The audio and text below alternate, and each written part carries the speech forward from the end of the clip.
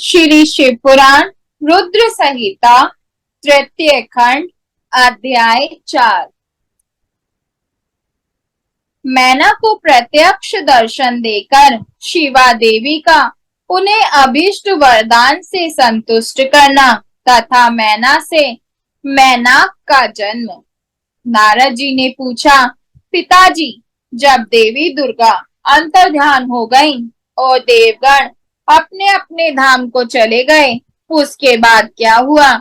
ब्रह्मा जी ने कहा, मेरे पुत्रों में श्रेष्ठ विप्रवर नारद, जब विष्णु आदि देव समुदाय हिमालय और मैना को देवी की आराधना का उपदेश दे चले गए, तब गिरिराज हिमाचल और मैना दोनों दंपत्ति ने बड़ी भारी तपस्या आरंभ की। वे दिन रात शंभु और शिवा का चिंतन करते हुए भक्ति युक्त चित्त से नित्य उनकी सम्यक रीति से आराधना करने लगे। हिमवान की पत्नी मैना बड़ी प्रसन्नता से शिव सहित शिवा देवी की पूजा करने लगी। वे उन्हीं के संतोष के लिए सदा ब्राह्मणों को दान देती रहती थी। मन में संतान की कामना ले मैना चैत्र मास के आरंभ से लेकर 27 वर्षों तक प्रतिदिन तत्परता पूर्वक शिवा देवी की पूजा और आराधना में लगी रही।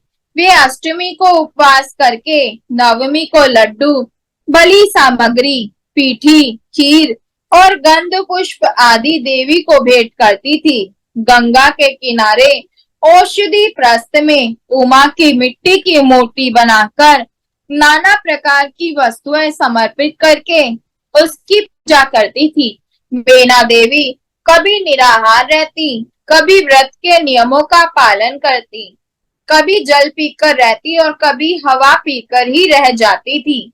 विशुद्ध तेज से दमकती हुई दीप्तिमती मैना ने प्रेम पूर्वक शिवा में चित्त लगाए 27 वर्ष व्यतीत कर दिए। 27 वर्ष पूरे होने पर जगन्मयी शंकर कामिनी जगदम्बा उमा अत्यंत प्रसन्न हुई। मैना की उत्तम भक्ति से संतुष्ट हो वे परमेश्वरी देवी उन पर अनुग्रह करने के लिए उनके सामने प्रकट हुई। तेजो मंडल के बीच में विराजमान तथा दिव्य अवयवों से संयुक्त उमा देवी प्रत्यक्ष दर्शन दे मैना से हंसती हुई बोली। देवी ने कहा, गिरिराज हिमालय की रानी महासाध्वी मैना, मैं तुम्हारी तपस्या से बहुत प्रसन्न हूँ। तुम्हारे मन में जो अभिलाषा हो उसे कहो। मैना, तुमने तपस्या, व्रत और समाधि के द्वारा जिस जिस वस्तु के लिए प्रार्थना की है वह सब मैं तुम्हें दूंगी। तब मैना ने प्रत्यक्ष प्रकट हुई कालिका देवी को देखकर प्रणाम किया और इस प्रकार कहा। मैना बोली, देवी, इस समय मुझे आपके रूप का प्रत्यक्ष दर्शन हुआ है, अतः मैं आपकी स्तुति करना चाहती हूँ। कालिके, इसके लिए आप प्रसन्न हो। ब्रह्मा जी कहते हैं, नारद, मैना के ऐसा कहने पर सर्वमोहिनी कालिका देवी ने मन में अत्यंत प्रसन्न हो अपनी दोनों बाहों से खींचकर मैना को हृदय से लगा लिया। इससे उन्हें तत्काल महाज्ञान की प्राप्ति हो गई। फिर तो मैना देवी प्रिय वचनों द्वारा भक्ति भाव से अपने सामने खड़ी हुई कालिका की स्तुति करने लगी। मैना बोली, जो महामाया जगत को धारण करने वाली चंडिका, लोक धारिणी तथा संपूर्ण मनोवांछित पदार्थों को देने वाली है, उन महादेवी को मैं प्रणाम करती हूँ। जो नित्य आनंद प्रदान करने वाली माया, योग निद्रा, जगजननी तथा सुंदर कमलों की माला से अलंकृत है, उन नित्य सिद्धा उमा देवी को मैं नमस्कार करती हूँ। जो सबकी मातामयी, नित्य आनंदमयी, भक्तों के शोक का नाश करने वाली तथा कल्प पर्यंत नारियों एवं प्राणियों की बुद्धि रूपिणी है, उन देवी को मैं प्रणाम करती हूँ। आप यतियों के अज्ञान में बंधन के नाश की हेतुभूता ब्रह्म विद्या है। फिर मुझ जैसी नारियां आपके प्रभाव का क्या वर्णन कर सकती हैं। अर्थ विवेद की जो हिंसा है वह आप ही हैं। देवी, आप मेरे अभीष्ट फल को सदा प्रदान कीजिए। भावहीन तथा अदृश्य नित्य अनित्य तन मात्राओं से आप ही पंचभूतों के समुदाय को संयुक्त करती हैं। आप ही उनकी शाश्वत शक्ति हैं। आपका स्वरूप नित्य है। आप समय समय पर योग युक्त एवं समर्थ नारी के रूप में प्रकट होती हैं। आप ही जगत की योनि और आधार शक्ति हैं। आप ही प्राकृत तत्वों से परे नित्य प्रकृति कही गई है, जिसके द्वारा ब्रह्मा के स्वरूप को वश में किया जाता है। वह नित्य विद्या आप ही हैं। माता, आप मुझ पर प्रसन्न होइए। आप ही अग्नि के भीतर व्याप्त उग्रदाही का शक्ति हैं। आप ही सूर्य किरणों में स्थित प्रकाशिका शक्ति है। चंद्रमा में जो आहाद्रिका शक्ति है वह भी आप ही हैं। ऐसी आप चंडी देवी का मैं सत्वन और वंदन करती हूँ।